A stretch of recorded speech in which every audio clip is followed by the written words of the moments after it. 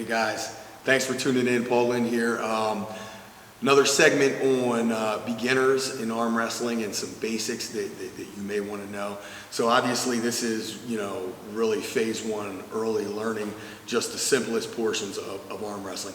So this first segment here is going to be geared towards foot placement and where width and how you want to place your feet to get a good wide base and a good leverage point as a beginner arm wrestler.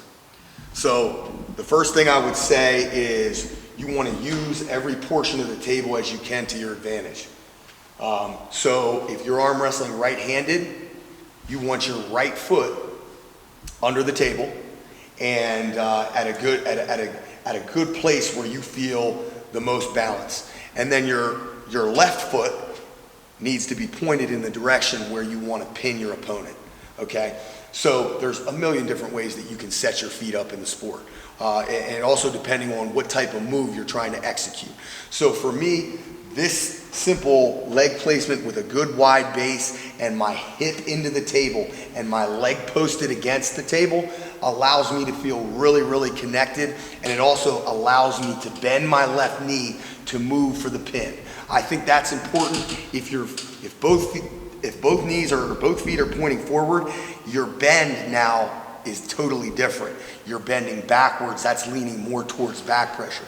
But if my toe is pointed towards the side I want to pin, now my knee can bend for the pin in the exact direction that I want to go.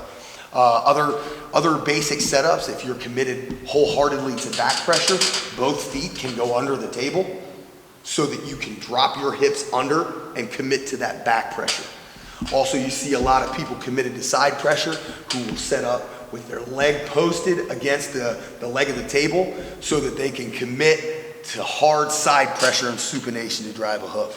These are just a few basics, but I would say the simplest and best way to start is just with a wide base and your left leg or your lead leg pointed in the place where you want to go to pin.